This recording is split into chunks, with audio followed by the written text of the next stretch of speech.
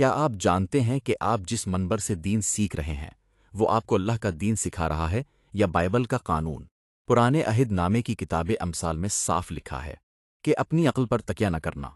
کتاب استثنا کا قانون تھا کہ عام انسان صرف کاہن اور پادری کی تشریح مانے گا، جو خود عقل چلائے گا وہ مار دیا جائے گا۔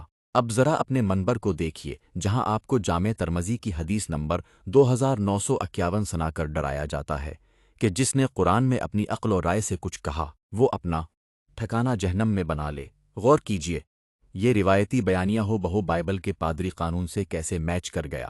سر چشمہ ایک ہی ہے، مولویوں نے خود کو رسول کا وارث بتا کر رسول کے مقدس نام پر بائبل کی باتیں آپ پر تھوپ دیں تاکہ وہ آپ کی عقل پر پہرا بٹھا کر اپنی حکومت مسلط رکھ سکیں۔ اگر رسول اللہ خود یہ کہتے کہ قرآن کو خود سمجھنا جہنم کا راستہ ہے تو یہ کلام اللہ ہی کے سری خلاف ہوتا۔ آئیے خود قرآن سے پوچھتے ہیں کہ رسول کا اپنا قول اور منصب کیا تھا۔ سورہ انعام آیت 50 میں رسول خود اعلان کرتے ہیں، میں تو صرف اسی کی اتباع کرتا ہوں جو میری طرف وحی کیا جاتا ہے، اور وہ وحی کیا تھی۔ اسی سورت کی آیت 19 میں صاف درج ہے، اور میری طرف یہ قرآن وحی کیا گیا ہے تاکہ میں تمہیں اور جس تک یہ پہنچے اسے خبردار کروں۔ ان آیات سے قطعی طور پر ثابت ہے کہ رسول اللہ پر صرف اور صرف یہ قرآن وحی کیا گیا تھا، انہوں نے صرف اسی کی اتباع کی اور یہی انسانوں کو دیا۔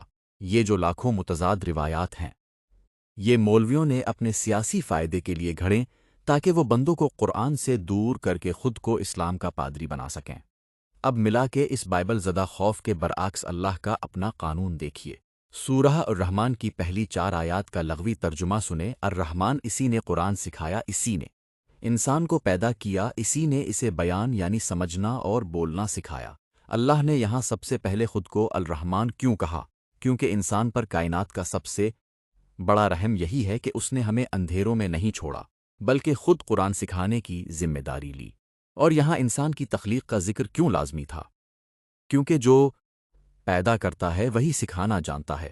اللہ ہمارا خالق ہے، وہ ہماری عقل کے ڈیزائن کو سب سے بہتر جانتا ہے۔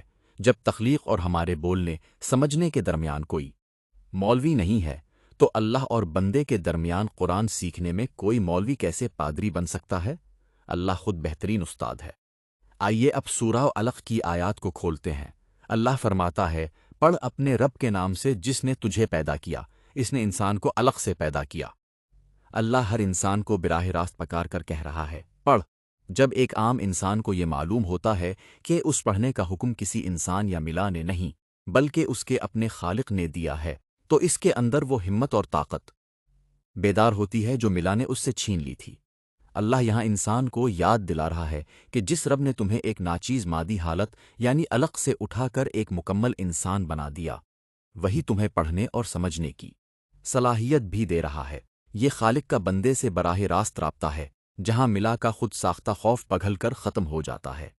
اللہ اگلی آیت میں دوبارہ کہتا ہے، پڑھ، اور تیرا رب سب سے زیادہ کرم کرنے والا ہے جس نے قلم کے ذریعے سکھایا انسان کو وہ سکھایا جو وہ نہیں جانتا تھا۔ اللہ نے یہاں دوبارہ پڑھ کیوں کہا؟ یہ اللہ کی طرف سے بندے کو دوسرا بڑا حوصلہ ہے کہ تم ملا کے خوف کو چھوڑ کر قدم بڑھاؤ، میرا کرم تمہارے ساتھ ہے۔ اللہ کہتا ہے کہ میں نے علم کو کسی پادری کی جاگیر نہیں بنایا بلکہ قلم کے ذریعے اسے آزاد کر دیا ہے۔ جب انسان اللہ پر یقین رکھ کر خود کلام پڑھتا ہے تو اللہ سے اسے وہ علم دیتا ہے جو وہ پہلے جانتا ہی نہیں تھا۔ علم اللہ دیتا ہے، ملا کی کوئی شرط بیچ میں نہیں ہے۔ اگر آپ بھی ملا اور بائبل کی ان ذہنی زنجیروں سے آزاد ہو کر صرف قرآن کی اتباع کرنا پسند کرتے ہیں تو ٹموروز ہوپ کو سبسکرائب کریں۔